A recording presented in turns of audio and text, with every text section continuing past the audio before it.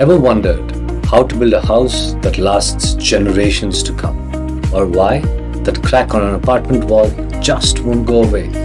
Why is there that pesky seepage in that corner? Welcome to the Nemmadi podcast. What we're going to be talking today is about 10 most common home inspection issues and how to fix them. They found that there was 420 volts in place of the normal 220, 230 volts. That is the only solution for this. Consequences are great. Great in the sense it's dangerous.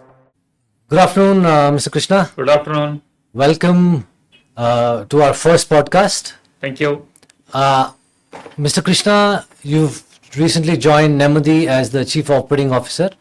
Why don't you please introduce yourself and give a little bit about your background and your work experience? Oh, sure. Thanks. I am in this field for more than 46 years and I have been doing a lot of civil engineering projects. Out of this 46, I was with the Government of India, Ministry of Defence for about 23 years. Then I took voluntary retirement to serve in these types of organizations. I joined 𝗪𝗪𝗱 Project Management. I was head of quality, cost management and safety wing. I did millions of square feet in quality, cost management and as safety as well. Then I moved on to other projects, other companies as Chief Executive Officer. Again, I did some 2.5 million square feet of residential projects.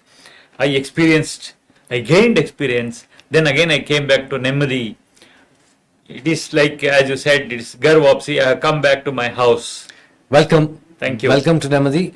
So, what we're going to be talking today is about 10 most common home inspection issues and how to fix them. So, as you know, we've been doing home inspection for over 10 years. We've helped over 10,000 individual customers. Yeah.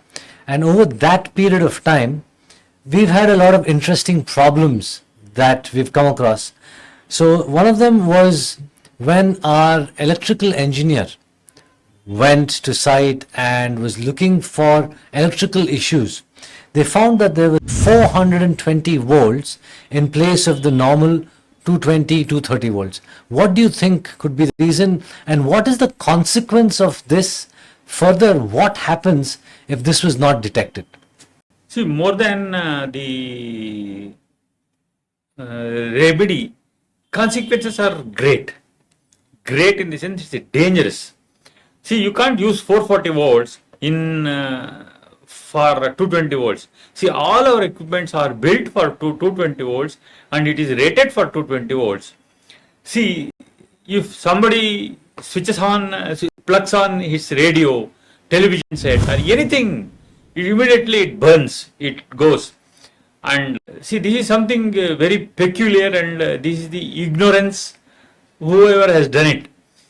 This is only because of the problem of circuit problem.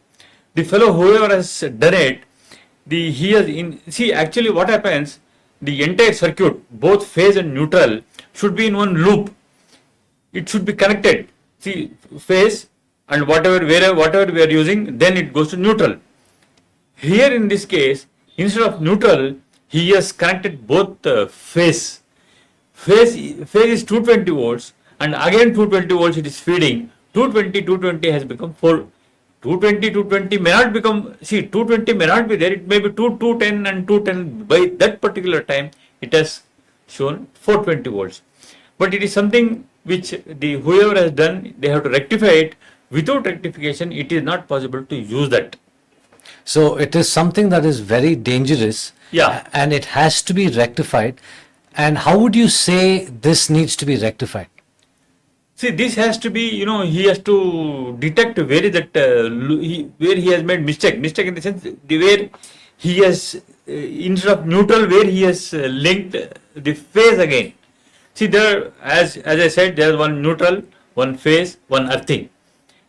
These are there, but this fellow, he has to, whoever has done or even if otherwise, they have to detect where they have looped wrongly and they have to remove that wrong this thing, and he has to connect it to neutral.